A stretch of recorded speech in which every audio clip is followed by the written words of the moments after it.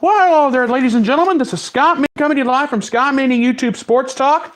It is now time for the Scott Manning YouTube College Basketball Podcast Show. I've got a lot to talk about tonight. I'm probably going to be here for about the next 45 minutes to an hour, possibly. So stay with me here tonight. We're going to have a great show. I'm going to start it out with the Ohio State-Maryland wrap-up of tonight's game. And then I got a bunch of games I'm going to be talking about. If you look at the description down below, and you'll see what I'm going to be talking about. And I'm going to talk about the status of all the conference races in basketball at the moment. And I'm going to also talk about the Wooden Award for my closing thoughts and who the odds-on favorites are and who could possibly take it away. And I'm going to talk about I'm going to close the show with the competitiveness of the Big East so far. So let's have a great show. Let's have a great night. Let's kick back, relax, and enjoy. And we're going to have a lot of fun here tonight. First and foremost, Maryland beat Ohio State tonight 75-61. Anthony Cowan Jr., 20 points, 4 rebounds, 6 assists. Bruno Fernando, a double-double for him for Maryland. 13 points, 15 rebounds. Daryl Morrill, 11 points. Jalen Smith, 10.6 rebounds. Aaron Wiggins came off the bench tonight with 11 points, 3 rebounds. C.J. Jackson for Ohio State, 15 points, 3 rebounds. Caleb Wesson, 11 points, 6 rebounds, 3 assists. Dwayne Washington Jr. came off the bench tonight with 14 points and 6 rebounds. Maryland dominated this game tonight. Think about this. For Maryland, 25 of 43, 58.1% from the field tonight. Ohio State, 23 of 59 for 39% from the field tonight. Three-point shooting wasn't even close. Maryland, 11 of 17 for 64.7%. Ohio State, only 6 of 26. That's only 23.1%. At the free throw line, Maryland dominated there. 14 of 16 for 87.5%. For Ohio State, only 9 of 12 for 75%. That's not very good. Maryland out-rebounded Ohio State 33-26 tonight. Maryland out-assisted Ohio State 14-8. Despite 19 turnovers, Maryland won the ball game. That's all that matters right now. Maryland is red hot at the moment. Ohio State has dropped 4 in a row. They're starting off the meat of the conference play in the wrong direction. I don't know what in the world's going on. Is it the competitiveness of the Big Ten? Right now, the Buckeyes are 2-4 in conference play. They started 2-0. And earlier today, Howie Schwab of Fox Sports had the Buckeyes on the 9 line for the NCAA tournament. And also, too, Joe Lunardi had them on the 8 line, if my memory serves me correctly. What's going on with Ohio State? Is it because they don't have Keanu Bates-Diop anymore? That shouldn't be an excuse. We got to get some players. We got to win some games. Ohio State's got to figure out how to win some ball games right now, or otherwise we're going to be on one of those teams on the bubble. We have some bad losses. Rutgers, a bad loss. Syracuse, that was a bad loss in non-conference play. Now we got to get serious. The Buckeyes have got to start winning some games soon, or they're going to be they'll be lucky to be in the NIT at this point. I have never seen a Buckeye team not play too good. And here is the thing. Ohio State is struggling at the moment. There's no doubt. There's no line. I can't beat around the bush on this one. I have never seen an Ohio State team play so bad in all my life. The Buckeyes are struggling. There's no question in my mind. But what can Ohio State coach Chris Holtmann do? There's only so much he can do. C.J. Jackson, he had 15 points. That was a pretty good night. But when you have Anthony Cowan Jr. scoring 20, you can't do much of anything. This is why Ohio State is struggling at the moment. It's time for the Buckeyes to wake up, or they're going to be looking at they'll probably wind up settling for the NIT at this point. Ohio State's going in the wrong direction, bottom line. But Maryland, they're red hot right now. I mean, it showed tonight. 25 of 43 from the field, 58%. 11 of 17 from three-point land, 64%. 87% at the free throw line. They out-rebounded Ohio State. They out-assisted Ohio State. What can you do? The Buckeyes are going in the wrong direction. There's no question in my mind. But Maryland, they're just clicking on all cylinders at this moment. And the sad part about it is, Ohio State It doesn't get any easier. They got Purdue coming up. And that's not going to be fun either. And I'll worry about that another time. But right now, Ohio State has got to wake up. And wake up now. Or otherwise, they're going to be an afterthought. Okay. Now the Ohio State portion of the show is over for the time being. Now the Ohio State portion of this show is over. But now let's move on. I've got 7 big games on the slate for Saturday that are well worth talking about. We started out with number 17 NC State versus Notre Dame out of the ACC. This is going to be a fun matchup for all the right reasons. NC State and Notre Dame are both coming off of losses. NC State lost to Wake Forest the other night, 71-67. But there's a bad news for NC State. They will not have Markel Johnson available. He leads the team with 4.1 assists per game. That's going to hurt. And what happened with Markel Johnson 3 weeks ago? He fell on his rump. He hurt his poor butt. Now it hurts him. He can't even sit down. But in all seriousness, though, he's been out for the last 3 games, and it's been showing. And also, too, if you stop and think about it, Notre Dame, will T.J. Gibbs be available? He wasn't available against Notre Dame's game against North Carolina in their 75-69 loss. Now we know Markel Johnson is out. But as far as the watch list for the game of who to watch out for, I've got T.J. Gibbs down as a question mark because will he be ready? That's going to be a game time decision. But I'm going to say this now. Notre Dame coach Mike Bray has already said he will be ready. T.J. Gibbs will be ready. I'll believe that when I see it. But as far as NC State coach Kevin Keatts is concerned, he said, we've lost 2 bad games. We got to beat Notre Dame if we're going to be making any noise. Because right now, I don't know what's going on. I mean, think about this. NC State lost to Wake Forest, 71-67. And they didn't have Markel Johnson available. But there's something else to think about, too. There's 2 bad stats, 1 for each team. Notre Dame, in their losses, in their first 4 contests in ACC play, they've only shot 37.7% from the field. That's not very good for a Notre Dame team. And that's not going to get you very far in the ACC. However, if it makes Notre Dame feel any better at all, NC State, in their first 4 games, they have averaged an ACC worst, giving up 80.8 points per game. They've given up over almost 80 points per game. That is not good. And I'm going to tell you right now, NC State's got to beat Notre Dame.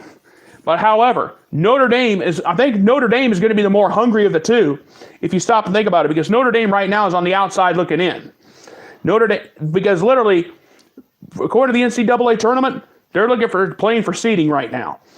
And also, too, NC State despite the loss to Wake Forest, NC State still has a shot at winning the ACC.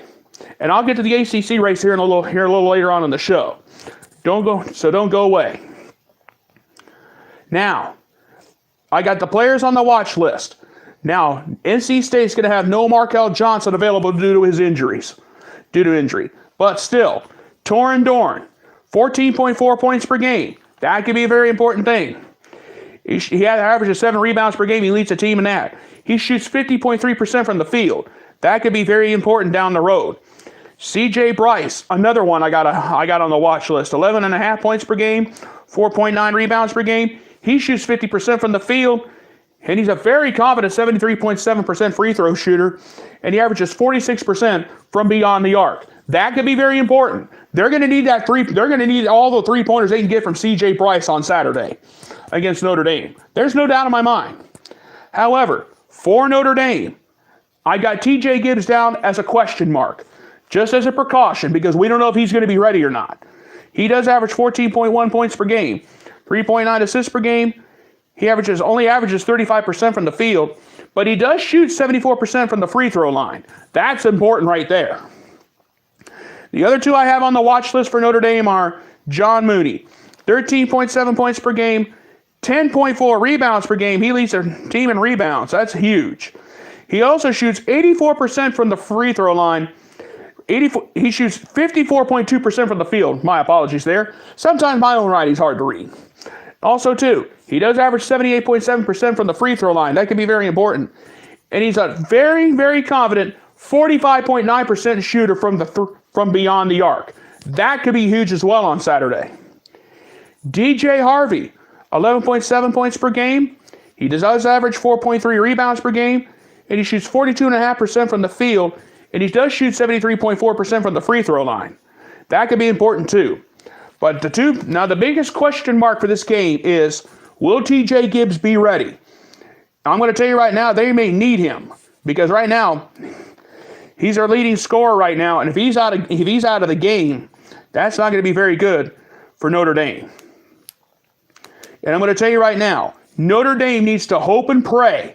They need to say all the Hail Marys and saying all the praises and saying all the Hail Marys that this game is decided at the free throw line. Here's why. From the field, NC State shoots 49.8% from the field. Notre Dame 41.5%.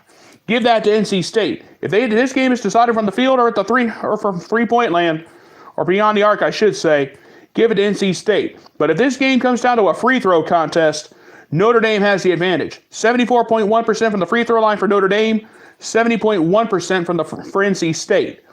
From the field, Notre Dame only shoots 41.5%. And from three-point land, Notre Dame only shoots 34.2%. NC State 38.2% from three-point land, 49.8% from the field for NC State in that game. So Notre Dame needs to hope and pray. They need to sing all the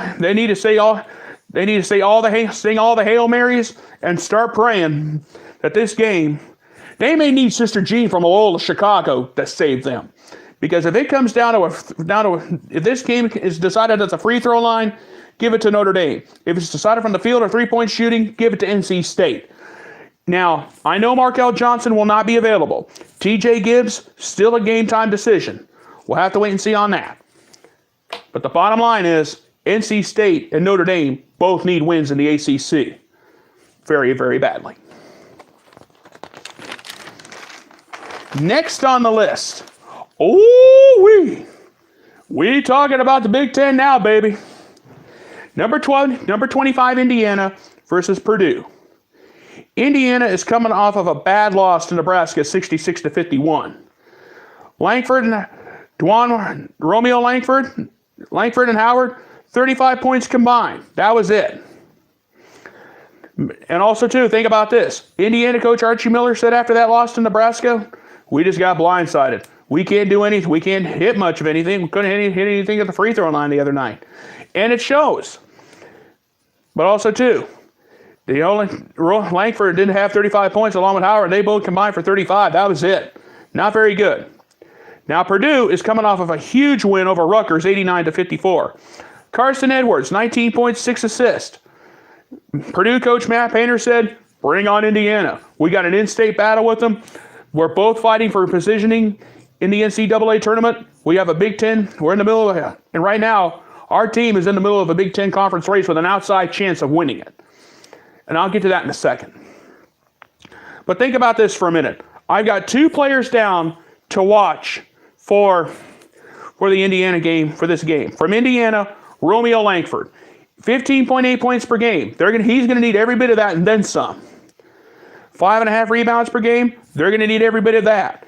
He shoots 50.2% from the field. He's going to have to hit some shots to beat Purdue, and I'll tell you why here in a second. And he does average 73.8% from the free throw line. That could be very huge as well.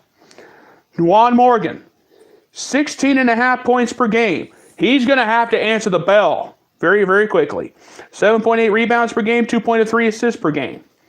Now, he only shoots 59% at the free throw line. However, he really makes up for it by shooting 62.4% from the field, and he shoots 41.8% from three-point land. That could be very important tomorrow in that big contest. This is a huge contest. Indiana has got to beat Purdue if they want any shot of being in the Big Ten race. And also for Purdue, I've only got one guy on my watch list, and he's the biggest one of all. Carson Edwards, 24.9 points per game. 3.2 rebounds per game, 3.2 assists per game. He does shoot 42.8% from the field, and he's also an 85.9% free throw shooter. If it comes down, I would want him at the line to decide it.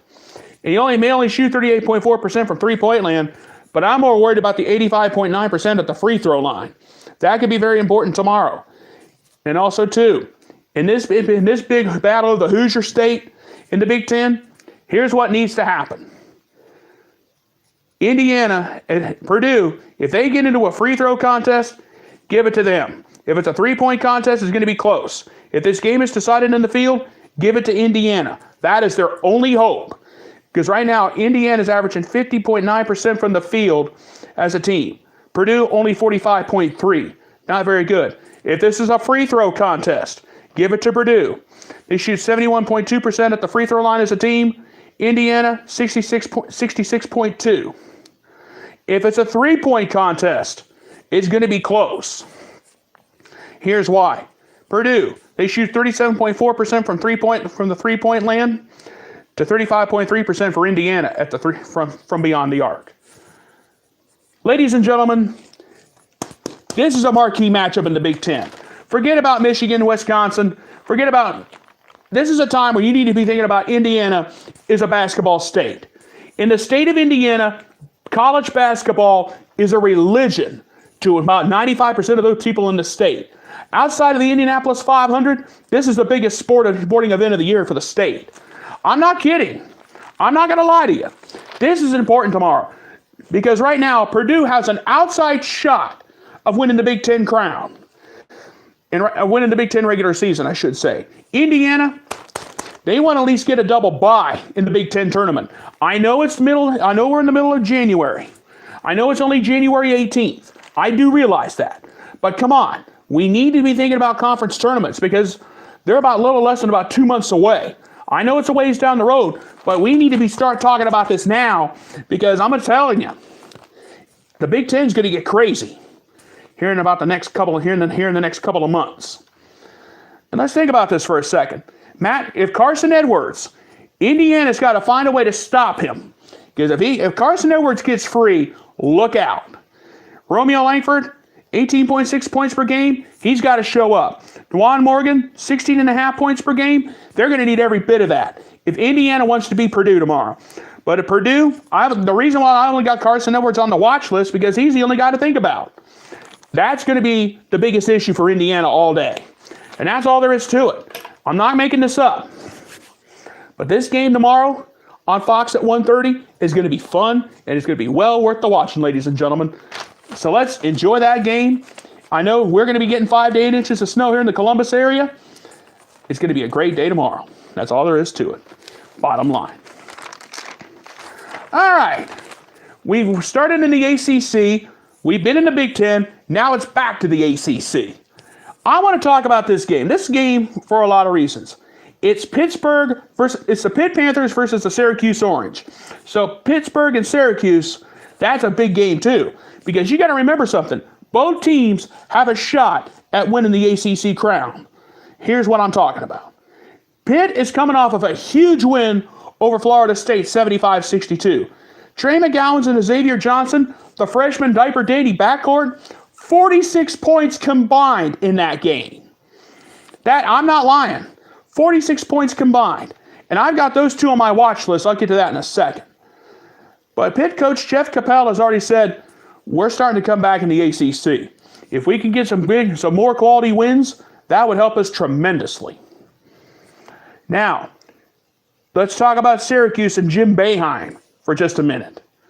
Syracuse, coming off of a huge upset over Duke, 95-91 in overtime. That was huge. Frank Howard, Tyus Battle, 48 points combined in that game. Think about it. And they shot 35 of 80 from the field in that upset victory. It was an historical night at Cameron Indoor for Syracuse. Getting the job and get done against number 1 Duke, stunning Duke at home, that was incredible. That's all I can say. And also, too, now you guys know for Pitt, I got Xavier Johnson and Trey McGowan's down as the two players on my watch list. Xavier Johnson, 17.1 points per game. He can get the job done at the free throw line for 84.1%. He shoots 45.9% from the field. That could be very big tomorrow. Trey McGowan's, 14 points per game. He does average 3.8 rebounds per game. He shoots 78% at the free throw line and 45.7% from the field. You got two guys who can get the job done. Who can get the job done out on the floor. They can get the job done. But from three-point land, Xavier Johnson, 38.6% from three-point land, and Trey McGowan's 35.4% from three-point land. Those are the two guys I have on my watch list for the Pitt Panthers tomorrow. But for Syracuse, I got three guys. Tyus Battle, the biggest one of all. One of the many reasons why they upset Duke. 18 points per game. He got the job done. He had like about 23 or 24 last in their. I think he had like 32 in their victory over Duke. He shoots 45.2% from the field, and he shoots 81.2% from the free throw line. That is huge. That's a big thing tomorrow. Elijah Hughes. That's another big name right there. 15.3 points per game. He can shoot the ball too. He averages 44.2% from the field, and he shoots 75.5% from the free throw line. That could be important tomorrow there too. But don't forget about O'Shea Brissett. 13 points per game. He does average 8 rebounds per game. He leads that team in that category. And he shoots 38.4% from the field. He may only shoot 68.2% from the free throw line, but the 8 rebounds really makes up for it. And I'm going to tell you right now, this game is going to be well worth watching because let me put it to you this way. This game is going to be TC, too close to call for short. I shouldn't sound like that. I apologize. I'm not trying to act like a political machine, but you guys need to understand. This is going to be a close game tomorrow. Bottom line. Let's think about it. If this game is decided in the field, give it to Pitt. Because they shoot 45.1% from the field as a team. The Syracuse is 42.2% from the field. At the free throw line, give that advantage to Pitt. 72.5% from the free throw line to 70% for Syracuse from the free throw line. If this is a three-point contest, give it to Pitt. From three-point land, they shoot 34%. For Syracuse, it's 30.4%. And also, too, tomorrow, folks, I'm going to say this now. ACC implications are on the line, along with NCAA implications. Syracuse right now, I think is either one of the last. I'll get to the bracketology report here after a while here on this show. I think either Syracuse is one of the last 4 in or one of the last 4 buys into the field. Pitt's trying to solidify themselves back into the tournament. They're trying to get themselves back into the race in the ACC. This matchup is going to be well worth the watching. Trey McGowan and Xavier Johnson, the freshman backcourt, against Tyus Battle, Elijah Hughes, O'Shea Brissett. That is going to be a matchup. You can say what you want. I don't care. You guys may think 2 unranked teams in the ACC going at it, it's going to be boring. I don't think so. I think this game is going to be good. This is going to be a good one because both teams are coming back. Syracuse, they may get in as a 10 seed. Last year, when they got in as 11 seed and one of the last 4 into the field, they got all the way to the Sweet 16. If they get into the NCAA tournament this year, look out because they'll be very dangerous. And Pitt, they're coming back. Don't count the Pitt Panthers out of this either. And I'll talk about the ACC race a little later on in the show. I'll get to that. Don't you worry. Okay, we've gone from the ACC to the Big Ten, back to the ACC. Now we head south, down to the Southeast Conference, to the SEC. Number 12, Kentucky. Number 14, Auburn. This is a marquee matchup for a lot of reasons. Let's think about this. Kentucky, they're coming off of a 69-49 victory over Georgia. Ashton Hagans, 23 points. He averages 7.6 points per game. And here's the sad part. He lived an hour away from Athens, Georgia, near the University of Georgia. He decided to go play basketball at the University of Kentucky. And at that game the other night, he got booed right out of the building. It didn't bother him. He put up 23 points. Kentucky coach John Calipari said after that game, "Boy, am I glad I have him. We took him away from the University of Georgia. It's the best decision I think we've all ever made." And also, too, John Calipari did say something about Auburn. He said, Bruce Pearl is a great coach. His guys can get the job done, too. I'm not taking him lightly either. And as far as Auburn goes, Bruce Pearl, he's a great coach, too. Auburn's coming off of a big victory over Texas A&M, 85-66 the other night. Bryce Brown, 23. He had 22 big points. That was huge, too. So if you think about it, I've got 2 guys on the watch list for Kentucky, 3 for Auburn. I'll get to that in a minute. This, folks, is a big matchup for a lot of reasons because both these teams are in the middle of a big battle in the SEC. And I'll get to the races later. But let me tell you something. This game's going to be fun. And here's why. Sheldon Johnson, one of the best players that Kentucky's ever had. 14.6 points per game, 5.2 rebounds per game. He shoots 50% from the field. And he shoots 38.9% from three-point land. And he's a very good 74.4% free throw shooter. That could be huge too. Tyler Hero. Will he be the hero tomorrow?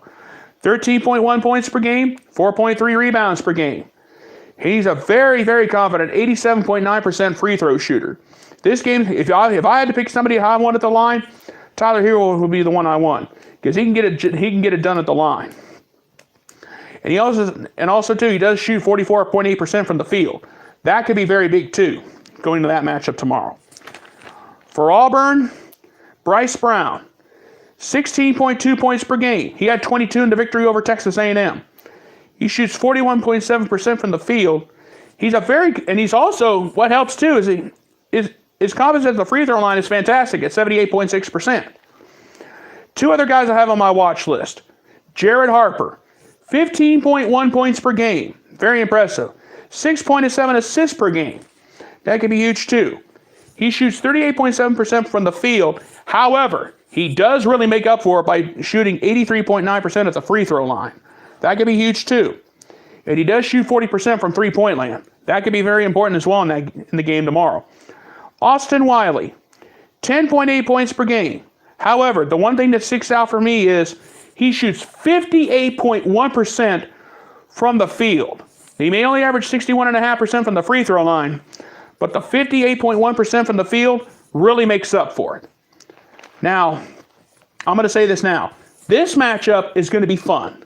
There's a lot of things to think about. And a lot of people have said to me, Scott, why do you care so much about this matchup? It's out of the SEC. Well, right now, Kentucky and Auburn are trying to catch Tennessee in the SEC race. And if you think I forgot about the Volunteers and them being one of the top 5 in the country, you're sadly mistaken. And the bottom line is, this game's going to be fun for a lot of reasons. Now, this is what needs to happen for Auburn to win. They got to hit threes and hit threes often. They shoot 35.9% from three-point land. Kentucky, 34.7%. If it comes out of a three-point contest, it's going to be close. If this game is at the free throw line, give it to Kentucky. 75.4% to Auburn's 67.6%. And as a team, Kentucky's shooting 48.6% from the field to Auburn's 45.4%. So this may be a close one. That a lot of people are thinking Kentucky is going to blow them out. I don't think so, because Auburn's really shown me a lot. They proved to me they can hit long range shots. And they also proved they can score in the paint. So John Calipari's already told his guys, don't take these guys lightly. Because they got Bruce Pearl, one of the best in the business, and Bruce Pearl is one of the best in coaching college basketball. He's shown me that before. So this game is going to be well worth the watching tomorrow. And let's think about that too. Okay, before I do anything else here, real quick, I'm going to take a swig of something.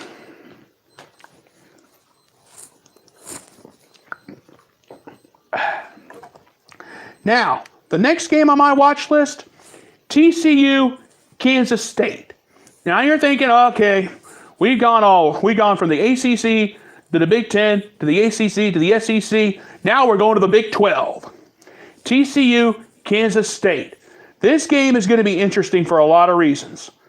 And let's think about this. In TCU's victory over West Virginia, 98-67, Desmond Bain had 26 points.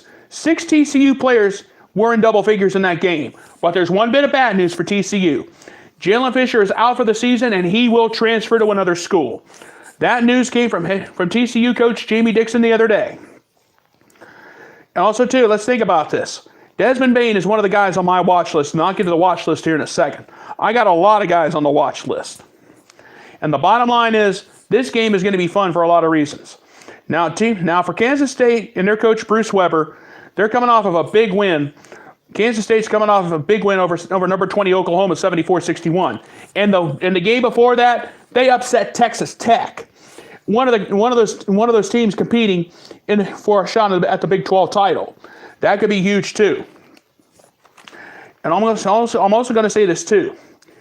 After Kansas State knocked off Texas Tech, that really threw everything off.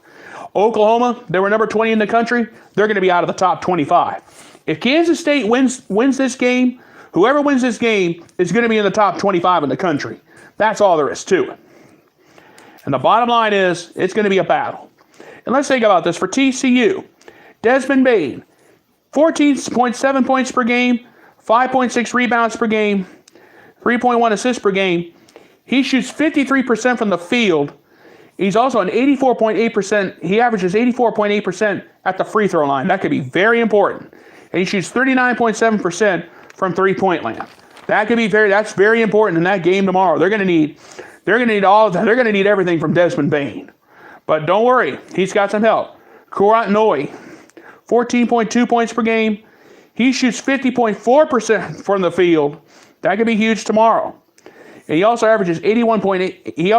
He's 81.8% at the free throw line too. And he shoots 41.5% from three-point land. So Bain's got some help. Also too, Alex Robinson. I haven't forgot about him. 13.6 points per game. One of the best outside. He may only shoot 67.1% at the free throw line, but he makes up for it by shooting 46.9% from the field. That could be very important tomorrow. That could be huge. Now on the Kansas State side, Barry Brown Jr. He's a very important guy that Kansas State has. He shot 22 points. He had 25 points in their victory over Oklahoma, and he's been averaging 25.7 points per game during the Wildcats' winning streak. That is very important. Now, he averages 15.8 points per game. He shoots 43.4% from the field and 70.6% from the free throw line. So they're going to need every bit. They're going to need that 25.7 points per game during the winning streak. They're going to need every bit of that from him tomorrow. Dean Wade, I haven't forgot about him either. 13.1 points per game. He shoots 80% at the free throw line, which is very important. And he shoots 51.4% from the field. That could be a big deal tomorrow. Canal Stokes. He may only average 10.6 points per game, but he may only shoot 37.3% from the field. But he's a 71% free throw shooter, and that could be very important. And he can also hit some threes too. 35.3% from beyond the arc. That is a huge stat going into this game tomorrow.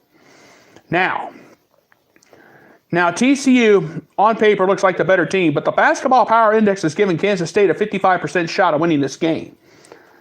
Now for the team numbers for TCU, from the field they shoot 48.4% from the field. Now if it's a free throw contest, give it to TCU, 69.3% for them.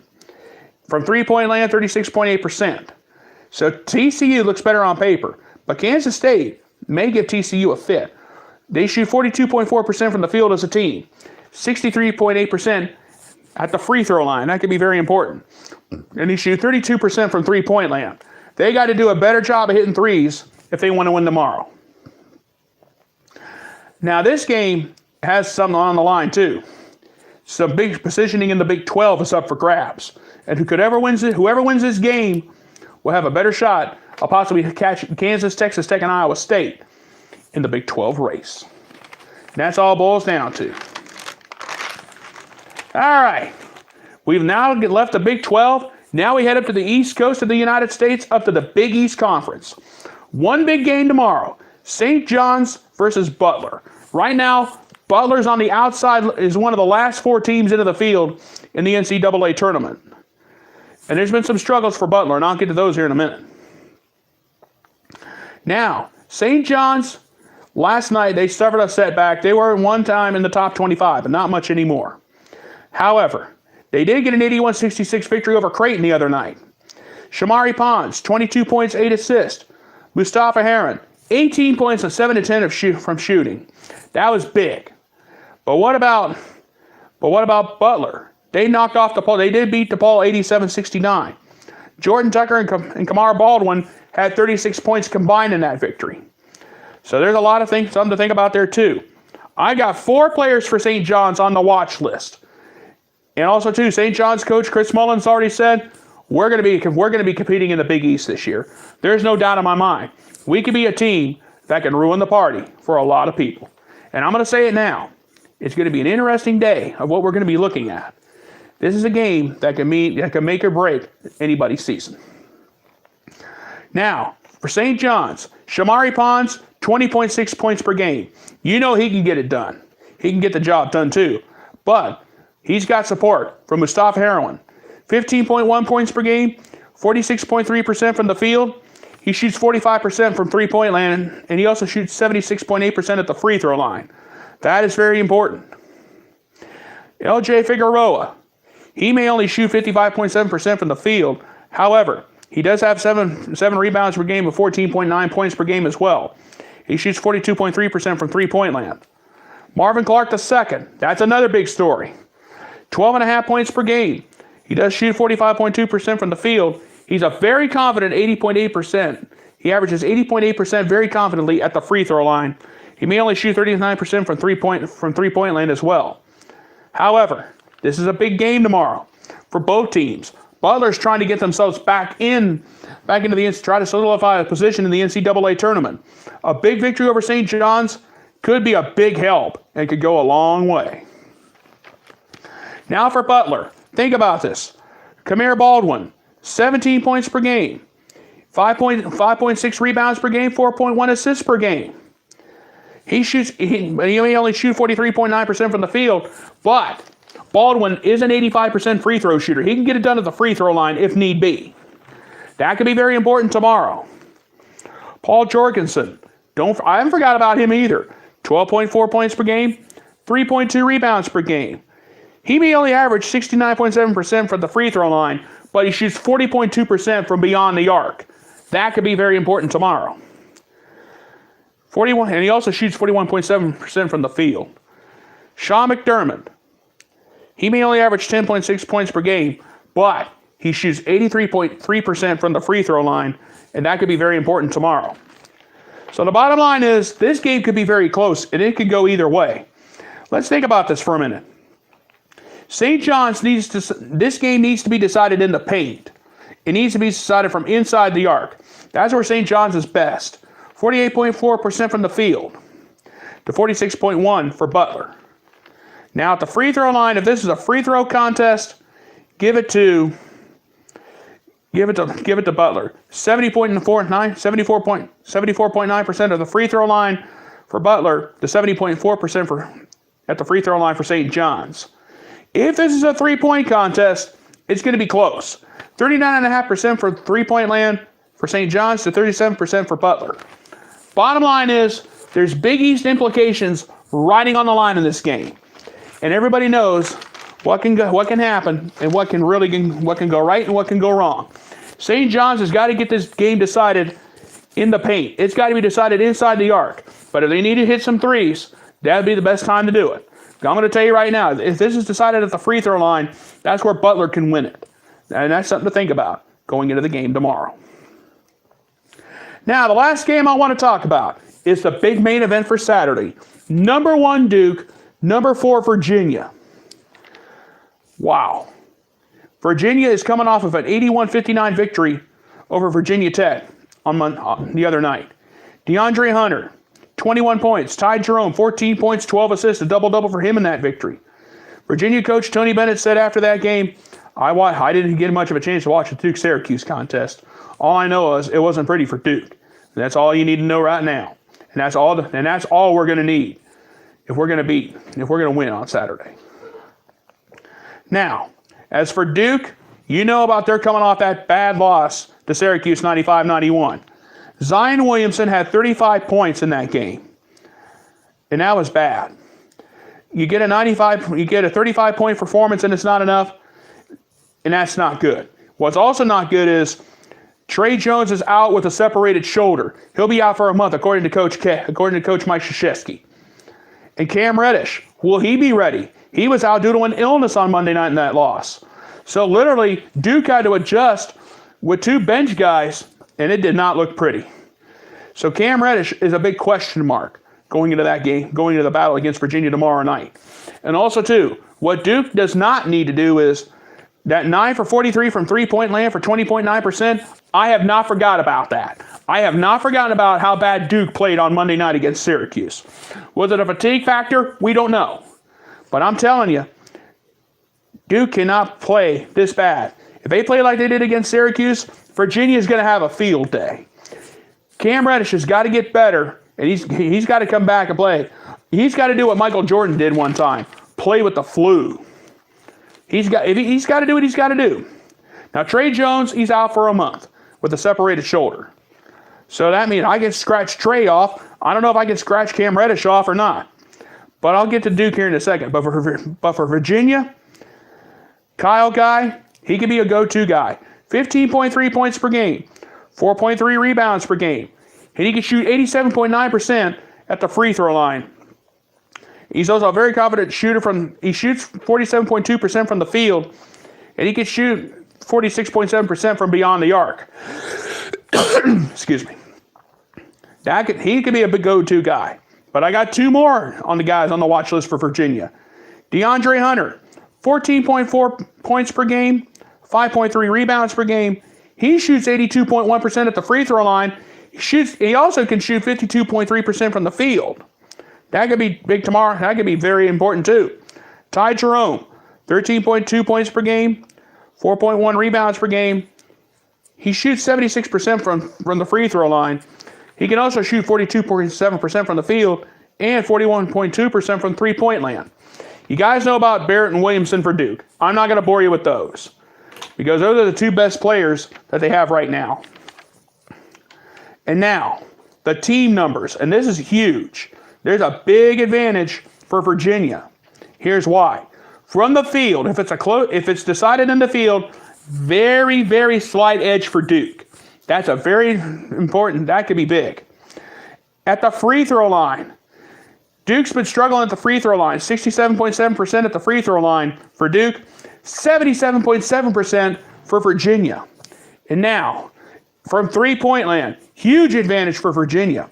40.8% from three-point land to 31.8% for Duke from beyond the arc. So there's a lot at stake in this game tomorrow. Duke's number one, that's going to change after that embarrassment at home against Syracuse at Cameron Indoor. Virginia is coming off of a big win over Virginia Tech.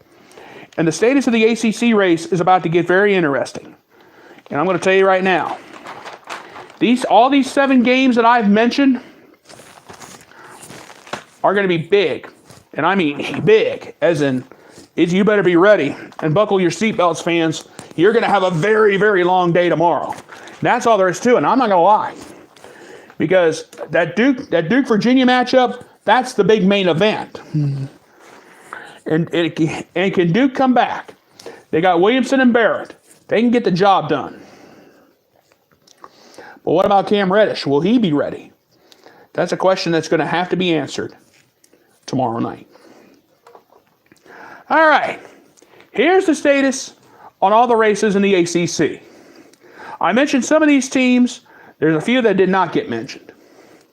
In the ACC race, it's Virginia, Virginia Tech, North Carolina, Louisville, Duke, Syracuse, NC State, Georgia Tech, and Pitt. Now, I've looked at everything. I took a look at a lot of the numbers. Virginia Tech, even if they lose to Duke, they're still going to, I think they're going to finish on top in the ACC in the regular season. Virginia Tech, I'm going to kind of put that down as an iffy. North Carolina, after that performance against Louisville last Saturday, and after beating Notre Dame, I think North Carolina is going to be in a much better position than they were. Because they got Kobe White, Kenny Williams, and they can get the job done. So I think pretty much North Carolina is going to be a safe bet. They could possibly win the ACC. Virginia Tech in that loss, I'm not ready to cross them out just yet. But if they can get some quality wins, and if Virginia can lose a couple of games somewhere, they can jump in and take it away. What about Louisville? Louisville, they're 12-5 overall. They only got one loss in conference play so far. And they've really impressed me. And they've impressed me so far. So I think Louisville, I think they could, I'm going to put a cross for them. I'm not going to check them off. I'm not going to put the check marks yet. I'm going to kind of put a little cross thing on the side. Because I think if Louisville, they got a quality win against North Carolina. If they can get a quality win against Virginia Tech or Duke, look out. Because Louisville will prove to me that they're back. What about Duke? Put a big check next to them. Here's why. Zion Williamson and R.J. Barrett, the two best players, they both average over 20 points per game. The two freshman diaper dandies have really shown me a lot. But the question is, with Trey Jones out, can they still be the good team that they are? And if Cam Reddish is healthy on Saturday, look out. Look out, Virginia, because Duke's going to be a-coming. So Duke, I think, is safe. Syracuse. What about the Syracuse Orange? Their non-conference schedule was a little tough. A quality win over Ohio State really looks a quality win over Ohio State, and Ohio State's playing bad. It's not looking too bad right now. But Syracuse, a quality win over Duke. That was over number one Duke at Cameron Indoor. If they can get a few more wins and they can go good ways in the ACC tournament, I think they're in. But Syracuse, what Syracuse needs to do, if they can beat Pitt, they're really in the driver's seat because they'll be 4-1 in conference play, and all of a sudden, the ACC is going to get real crowded real fast. So I'm going to put the straight line for Syracuse for now, because what I'd like to see from Syracuse, if they could beat Pitt, that'd be good. But if they could beat if they could beat Duke at the Carrier, if they could beat Duke on their home court, I think they're in. If they can get a quality win over Louisville, that would be a major, over Louisville and or North Carolina, that would be a major help for them too. NC State, they've had some struggles. They lost to Wake Forest. And they've also have a loss to North Carolina. And they do have a victory over Pitt. So for right now, I'm going to put the straight line, put the flat line next to NC State. They need to get some big wins. And if they can beat Notre Dame, that would help just a little bit. But what I'd like to see from NC State is some quality wins. And I'd like to see them get a few more wins, and possibly, because right now the ACC race is crowded. And right now, what I'd like to see from NC State is some more good wins. Like teams over Louisville, maybe Duke. And if they can beat North Carolina in their next go-around, in the next do-si-do, we'll have to wait and see what happens there. But right now, NC State's 14-3 overall, 2-2 in conference play. I'm not ready to write them off yet. I'm going to put the flat line next. I'm going to put the flat straight line next to them and say, hey, I'd like to see some more quality wins. But for Louisville, and I'll come back to Louisville here in a second. Now, Georgia Tech, I'm going to X them out. They're 10-7 overall. Their non-conference was not that good. But I grant you they're 2-2 in conference play, but the non-conference for Georgia Tech was not that good. So I'm going to X them out. Now Pitt. They got the best freshman backcourt in the country. And think about it for a second. Sometimes I like to go back to refer back to my notes here. Doo-dee-doo. There we go. Now Pitt, I'm going to give them a shot. And here's why. They got the best freshman backcourt in the country. Xavier Johnson, Trey McGowens. An upset victory over Florida State really helped them. A big win over Louisville is looking pretty good right now. They got a couple of quality good wins right there. Now, I grant you Pitt's only 2-2 in conference play, and they're 12-5 overall.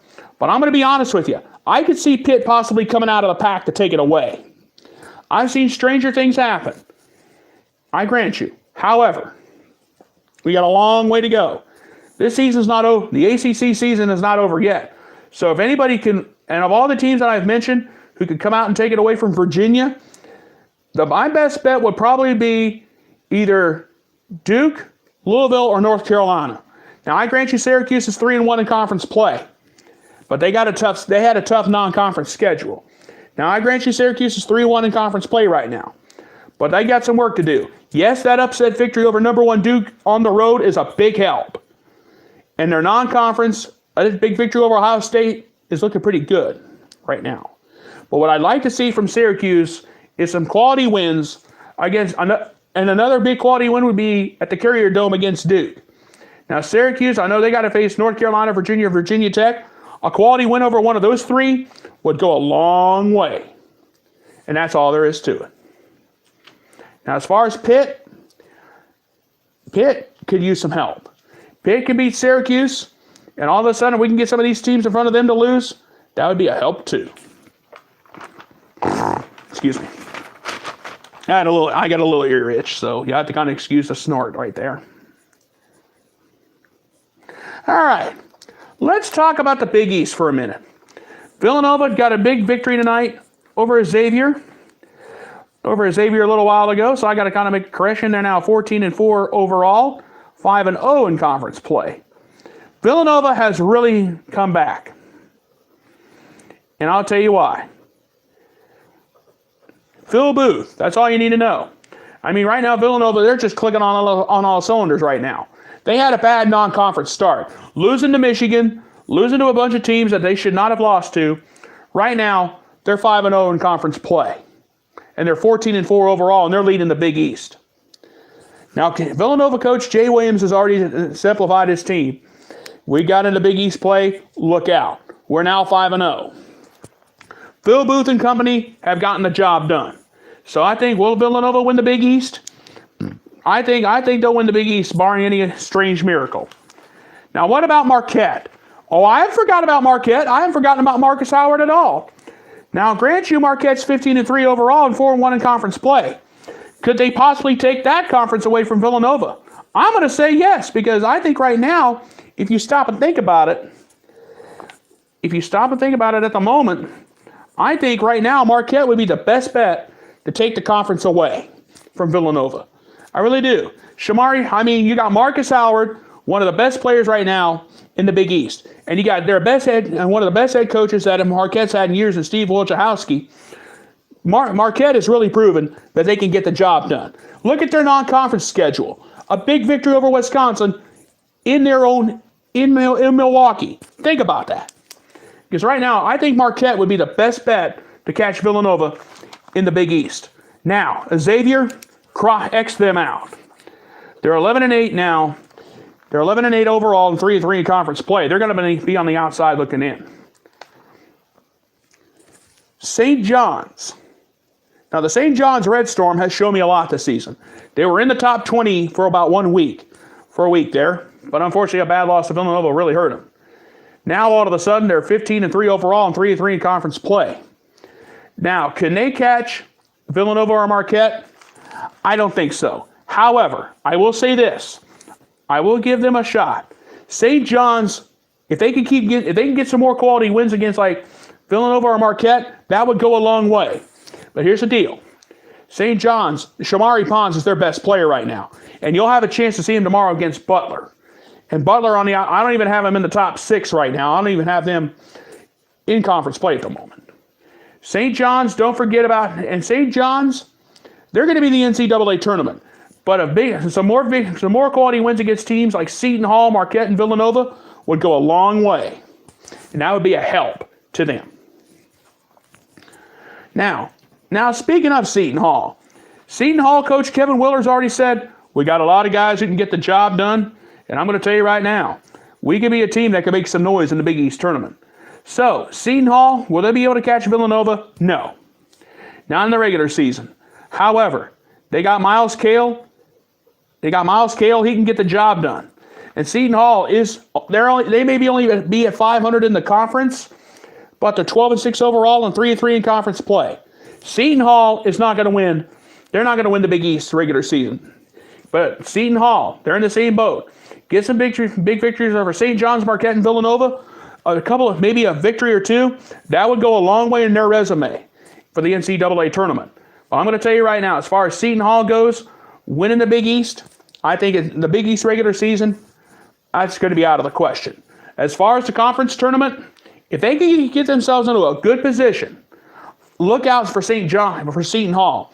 Seton Hall, their non-conference was pretty good. They knocked off number 9 Kentucky at the time. I mean, Seton Hall has really shown me a lot this season. And they were supposed to be the bad team of the Big East. Now, Georgetown. What about the Georgetown Hoyas, the ones, the proud, big, bad Hoyas of Georgetown?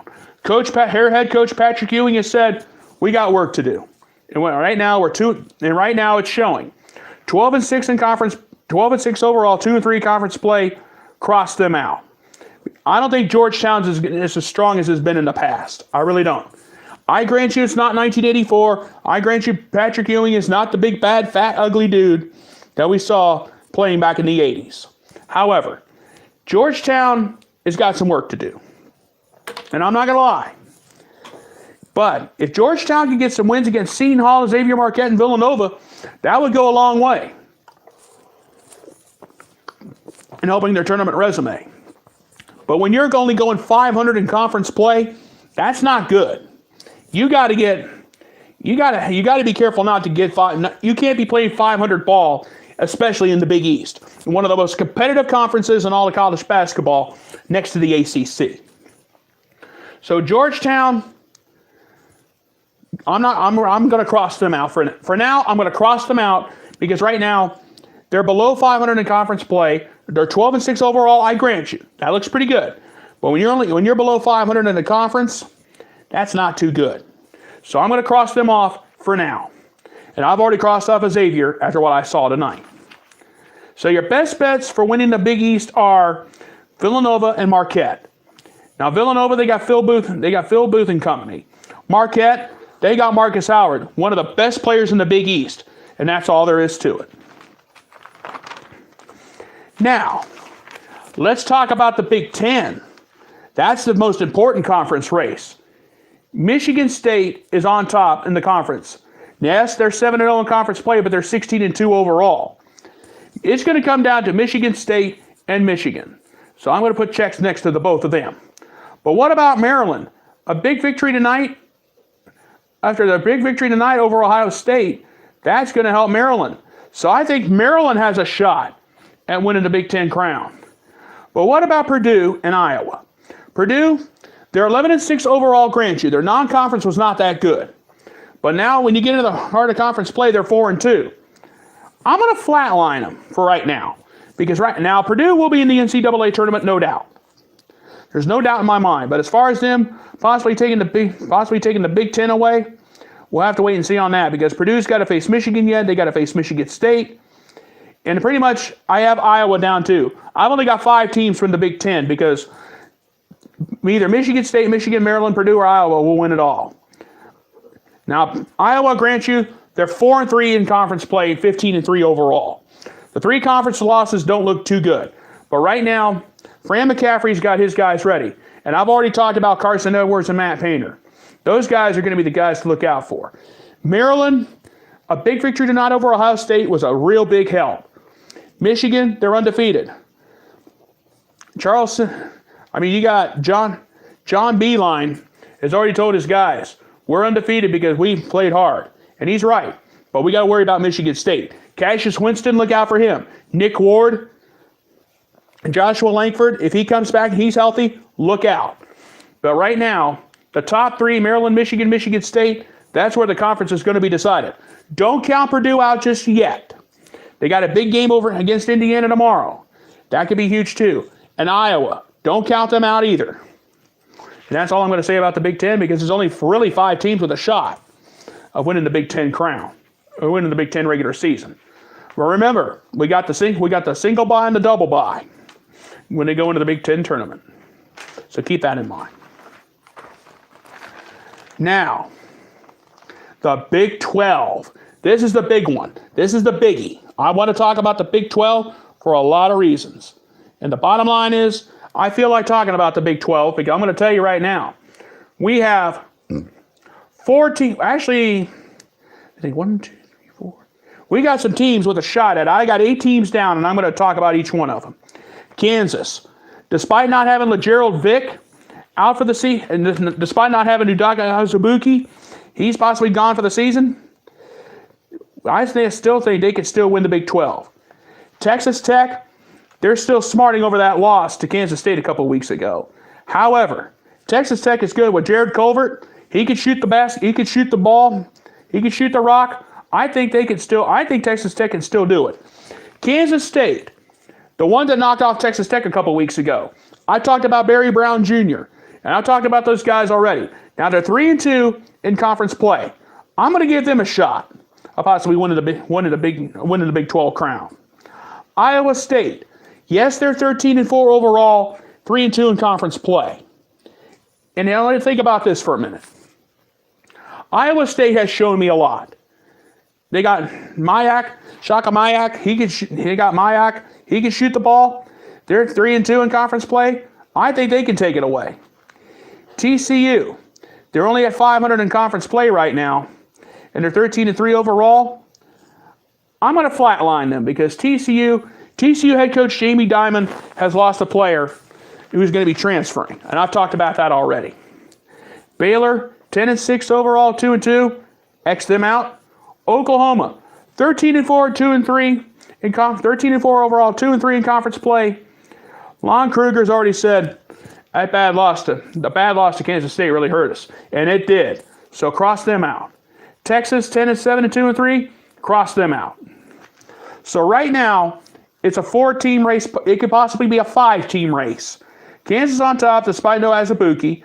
Texas Tech, Jared Culvert. Think about him. Kansas State, they can do some lot of damage too. Head coach Mike Weber. And think about Barry Brown Jr. We'll be seeing him in action tomorrow. Iowa State, they knocked off Kansas. I have not forgotten about that one either. Iowa State knocked off Kansas in Ames, Iowa. Think about that. There's a quality win right there. Texas Tech, they got some good wins. Kansas State, they got some quality wins too over Texas Tech and Oklahoma. Those wins could really go a long way. And in the Big 12 tournament, we'll have to wait and see what happens here. Baylor, Oklahoma, Texas, they're out of it. TCU, I've kind of flatlined for right now. But anything can happen, and it usually does. But right now, it's a 4-team race. It could possibly be a 5-team race in the Big 12. Now on to the SEC. This one is going to be interesting because let's think about this. Tennessee, 15-1 overall, 4-0 conference play. Last year's SEC Player of the Year, Grant Williams, has really shown me a lot. And Tennessee coach Jeremy Pruitt has said, we could possibly take the SEC. They're going to win the conference this year. South Carolina, their non-conference was just awful. They're only 9-7 overall, but they're 4-0 in conference play. But the non-conference schedule may have hurt them, so I'm going to cross them out. LSU, 3-0 in conference play, 13-3 overall.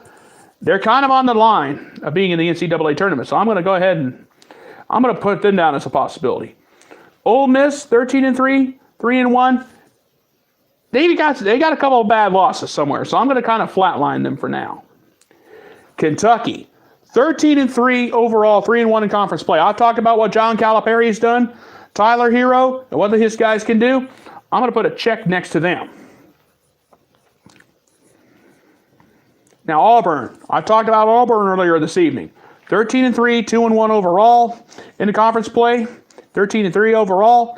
Bruce Pearl has really shown me a lot. So but however, considering they're playing Kentucky tomorrow, I'm gonna flatline them for now. Alabama, 2-2 and 11-5 overall, cross them out. Mississippi State, 13-3, 1-2, cross them out. But right now, I think it's going to be Tennessee, LSU, Kentucky. Those three right there are going to win the SEC. Auburn, I'll give an out. If they can beat Kentucky tomorrow, they can show me something. I'll give them a shot. But South Carolina, their bad non-conference really hurt them. And now I grant you they're 4-0 in conference play. I grant you. However, they're 9-7 and their non-conference was bad. That's what killed them right there. So that's why I'm crossing them out along with Mississippi State. So Tennessee could possibly win the SEC regular season, barring any wild miracles. Wild things can happen. And they usually do. Now, let's move on to the bracketology report. These are the latest changes that I've seen so far. And I just got the new bracketology report earlier yesterday morning. In the East region, Bucknell has dropped to the 16 line. In the East region, Indiana has dropped to the 8 line. Kansas State's moved up to the 9 line. And if the tournament were to start tomorrow, these two would face off in the first round. Maryland has dropped to the 5 line. Wofford has dropped to the 12 line after a bad week. And those two would face off in the first round if the tournament started tomorrow. Northern Kentucky, welcome aboard. You're on the 14 line. Wisconsin has dropped to the 7 line this week, and they got to face Michigan tomorrow. That's not going to be fun. UC Santa Barbara, welcome aboard. You're on the 15 line in the East region. Now let's move on to the West region for a second. Mississippi State, you've dropped to the 8 line this week. St. John's has moved up to the 9 line. And if the tournament were to start tomorrow, those two would face off in the first round. Houston, Kelvin Sampson has really shown me a lot. They're up to the 4 line this week. Louisville, a nice jump up to the 6 line. Now Kentucky has moved up to the number 3 line. South Dakota State, the Jackrabbits, welcome aboard. You're on the 14 line.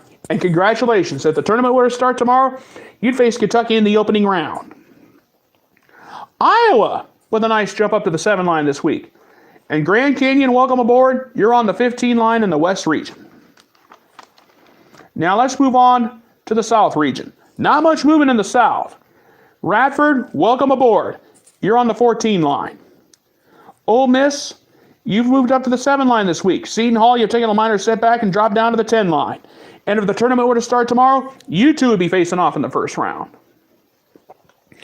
In the Midwest region, the region that's got me the most interested, Weber State, welcome aboard. You're on the 16 line this week. NC State, you're taking a little bit of a fall down to the 9 line. Oklahoma, you moved down to the 4 line this week. In Loyola, Chicago, Sister Jean, welcome aboard. You guys are on the 13 line, and if the tournament were to start tomorrow, these two teams would face off in the first round. Iowa State, a great week.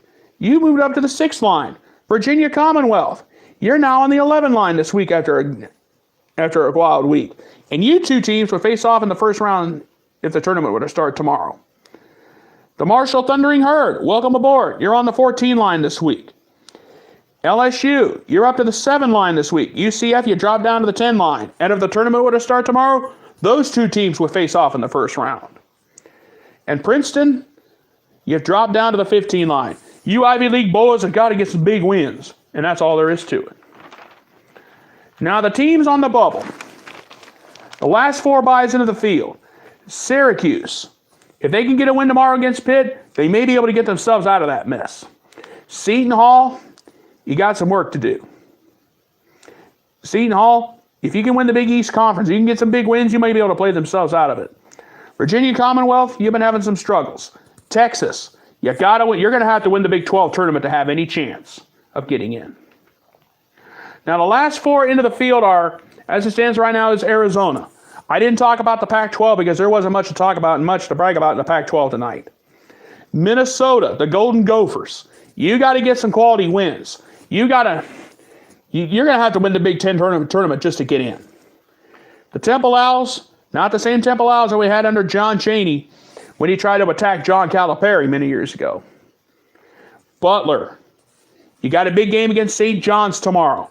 If you can knock off St. John's, you might be able to get yourself out of that last 4 in and maybe get into the last 4 byes category. Now, the first 4 out are Alabama. They got to get some big wins. Arizona, they got to win the Pac-12. Florida, you got to win the SEC just to get in. Clemson, you're in the same boat. The next 4 out are Creighton, Utah State, San Francisco, and St. Mary's. All 4 of those teams have a ton of work to do.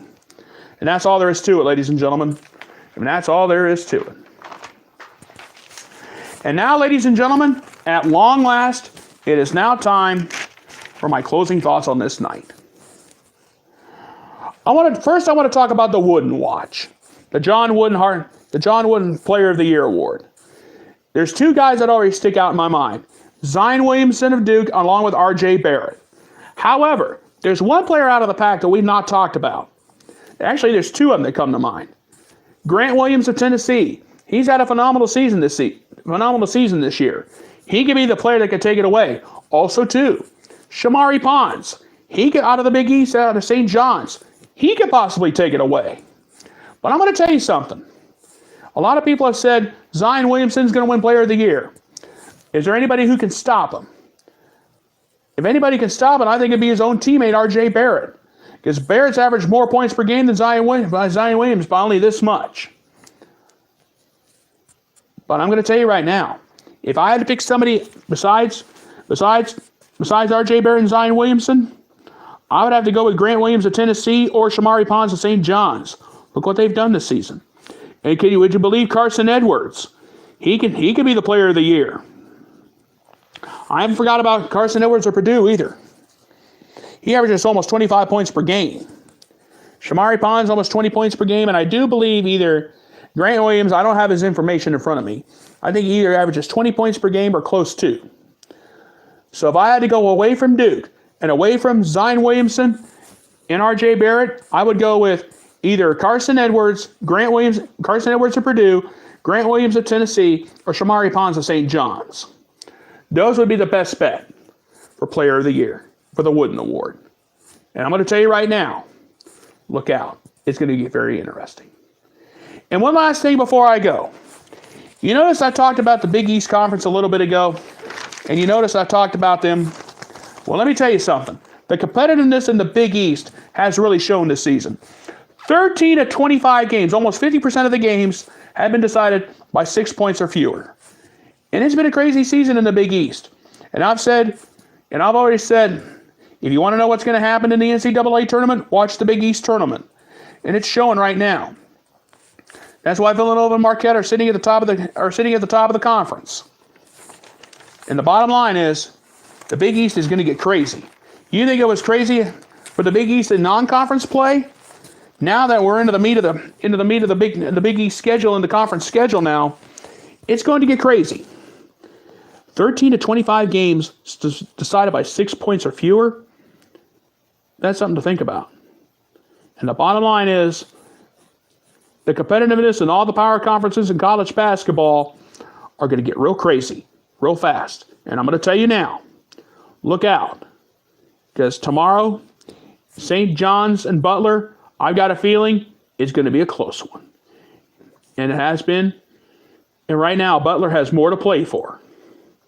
But I haven't forgot about St. John's either. They got something to play for too. But Butler has a little bit more to play for. They're trying to get themselves into a position where they can get off the bubble in the NCAA tournament bracketology report. When the next one comes out, we'll have to wait and see what happens there. But the bottom line is, it's going to get crazy. And the craziness has now started. All right, folks, I'm going to go ahead and get on out of here. I want to thank you guys so much for being with me here tonight. I know I was on for over an hour, but I had a lot I wanted to get off my mind, and I had a lot to talk about tonight. But I just want to thank all of you guys for being with me here tonight on the East Coast of the United States or wherever you're watching me. And I want to thank all of you guys for tuning in tonight. Please subscribe to my YouTube channel. My name is Scott Manning. All you have to do is type my name down, scroll down, look for this pretty face, and click subscribe, and you'll see all the sports videos that I have done so far. Thank you guys so much for being with me. You guys have a great night. I'll be back at 11:30 tonight, since it is now officially 12:15 a.m. on the East Coast of the United States. I will be back tonight at 11:30 p.m. Eastern Time for the wrap-up show. And I want to thank you guys so much for being with me and being patient with me. I had a lot I had to talk about tonight. But thank you guys so much for being with me. You guys have a great night. Be safe, be smart. You guys have a great night. Thank you so much for being with me, and God bless. Good night, everybody. Thank you so much.